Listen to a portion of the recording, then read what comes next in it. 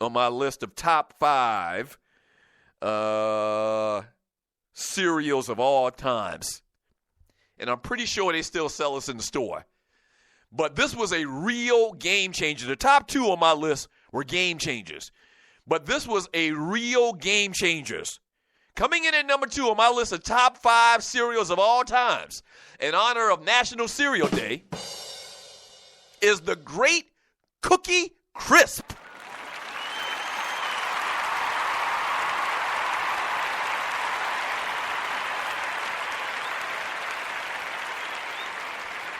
What? Wait a minute. Ryan, did you see that commercial just now? Did the people from Post Cereals magically and beautifully combine cereal and chocolate chip cookies? I don't believe my eyes. Someone masterfully put together, infused is the word I was looking for just now. Someone masterfully infused cookies and cereal, and they're calling it Cookie Crisp. Ma, can you get us a box of Cookie Crisp?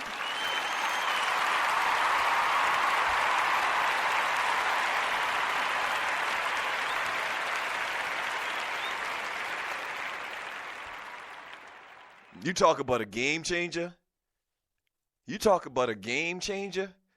Cookie Crisp was pretty much like, I don't know, the Sean Kemp of cereals.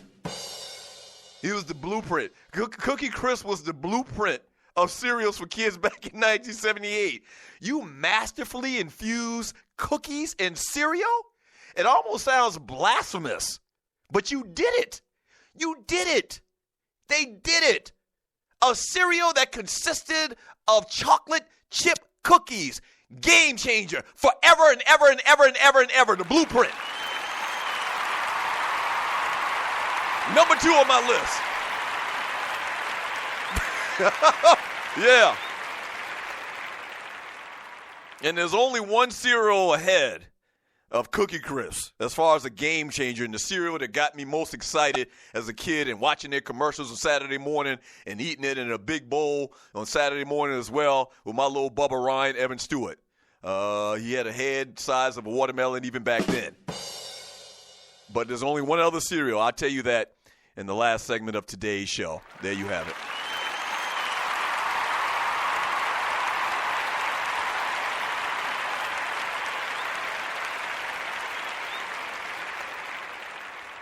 From Miss Mocha Bella X Squad. I'm scared for my life now. Thorny going to get me. Yeah, Mocha, if I was you, I'd get a darn bodyguard.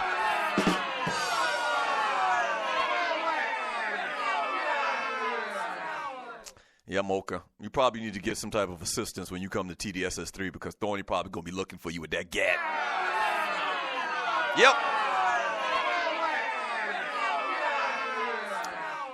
Yeah, but thank you for telling me that I was giving a shout-out to a freaking dog.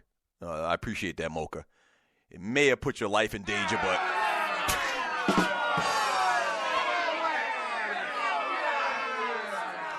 I appreciate it nonetheless. Speaking of Thorny Switch, from Thorny Switch, I got a line under the front seat. Remember that. Damn, Thorny.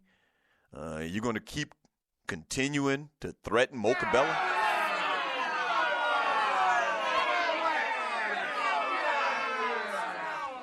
From Looseneck Side, my goldfish needs some love, dog. Exactly.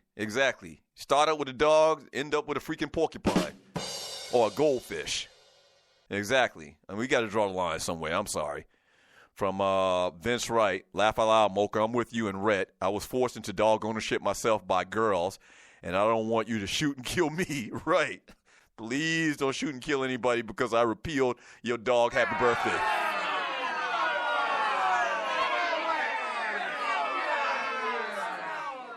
Right. From Gary G. Money Joyner, dogs should have their own toilet like cats have litter boxes. I agree. From J Fish to Microwave. What up, J Fish? Thorny, just tell me when to stand clear. Laugh out loud. Yeah. When you start to shoot, man, just give us a heads up. Please. Give us a heads up. Please. I don't want to get shot because of your damn dog, Rhett. You in here threatening Mocha and whatnot. from that ninja in the chat room was Spreaker.com, who has this box of crackling oats, which nobody else has ever tasted before. Crackling oat brand. That must be an Alabama thing. From that ninja, he says, interesting fact, Play actually was a stick-up kid back in the day, and Kid actually was a great student with scholarship offers. They literally were their characters in class act. I didn't know that. Let me grab a call. Caller, thanks for calling the Doug Stewart Show. What's your name? Where you calling from? What you want to talk about? Hello? Yeah, hello. Hello? We lost him. I thought we were going to have a call. I didn't know that. Play. And let me see which one was Play. Because I always get them confused. Kid and Play.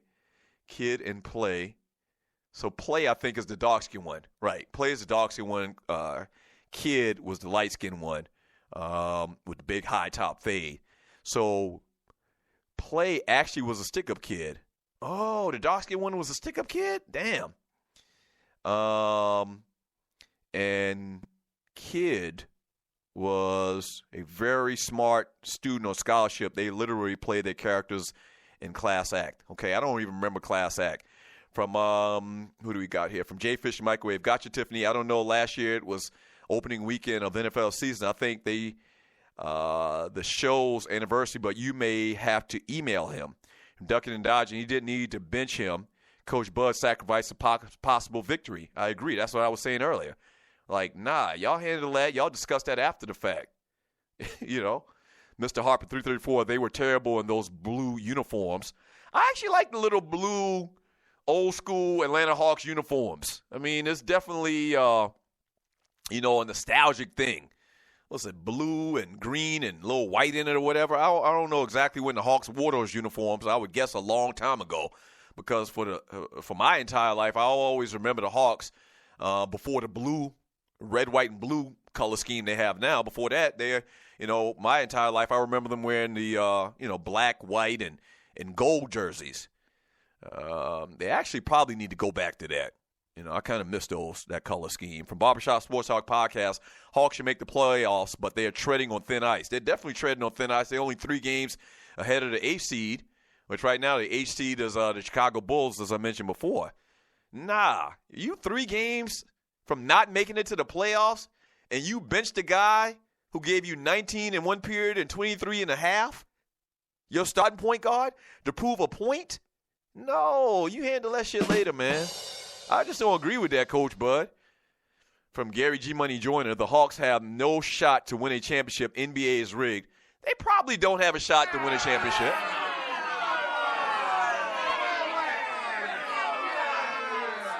But like I told that ninja last week, I think it was, just because they don't have a shot doesn't mean the NBA is rigged. Right. I mean, they have a very small shot to make it to a championship and win it. Maybe a 0.5%. That doesn't mean they don't have a chance. There's a big difference between no chance and a possible chance. Yeah. So I don't understand how the NBA is rigged because of that. You got to explain that to me. That ninja tries to do it all the time, but I still don't get it. From Loose Neck Side, Schrader Blonde Streak was telling him to F Coach Bud. That's funny. I still don't get that blonde streak down the middle of his head.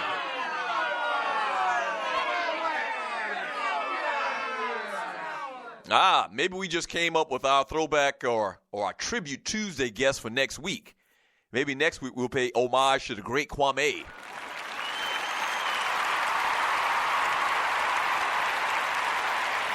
Yeah.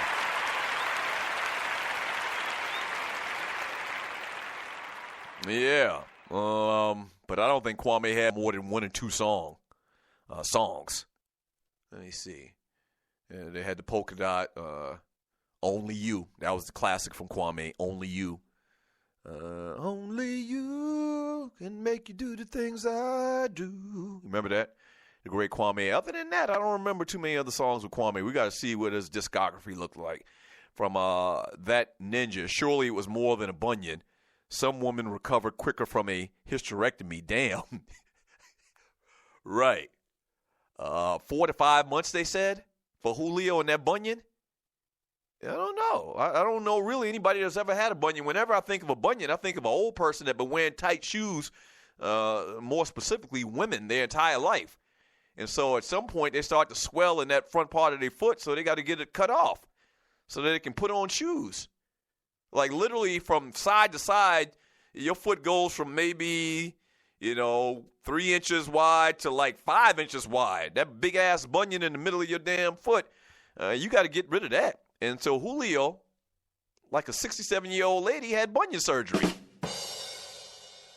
Okay, 4 or 5 months. That does seem like a big number when I did read that as well, Ninja. From Gary G. Money Joyner, let's stop talking about the NBA's rigged. League, the announcers are hanging on to LeBron's pubes, trying to get a negative story. In a few years, the NBA is going to give the Lakers the next great player for 2 bags of cement. That's probably going to happen anyway. It's not because the league is rigged. It's because we the Lakers.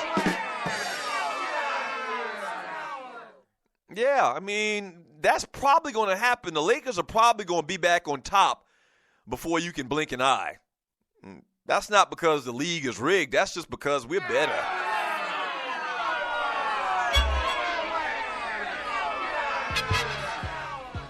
That's just because we have more history, a bigger legacy.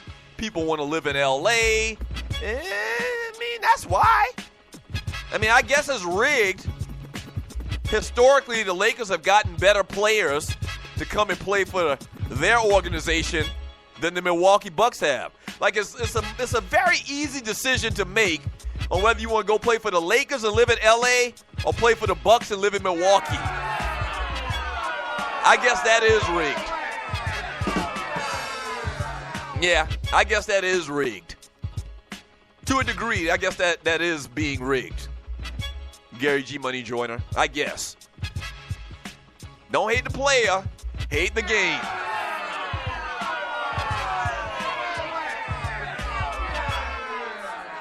Hate the game. When we get back from the break, man, the number one cereal of my childhood. Like, kids was talking on the playground for months about this cereal.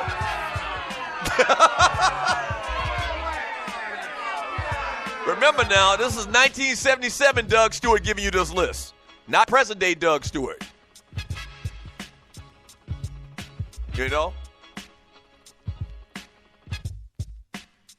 1977 Doug Stewart, man. When it hit the news wire that this cereal was coming out, man, it was crazy. It was just crazy. It was life-changing. Back in 3 minutes, the Doug Stewart Show. Crazy.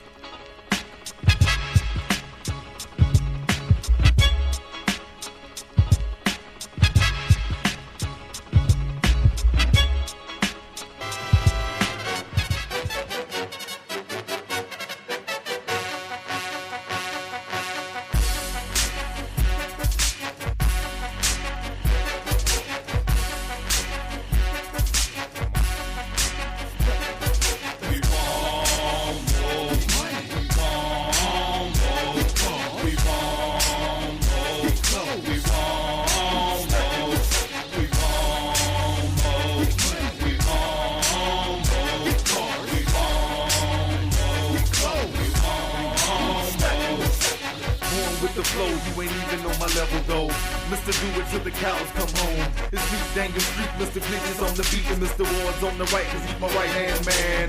Get on my level, I don't think that you can. You good with your nose, just like Toucan Sam. We bake rappers just like Christmas ham. They go for anybody trying to test my fam. This all savvy, hate me, get at me. I get it from my mammy, plus the game from my mammy. Used to bake the bread in the hood, now I shake it, babe. Shaking hood for the dough that I'm old. I'm raised in GA and I'm all about the dough. To make it rain dough when the kids for my clothes. I mean clothes for my kids. A comfortable grill and a man SUV with 5 booster seats. Walk the plank, you are now shark food. Yeah, I'm stingy with the loot, cause I'm saving it for food. I'm food.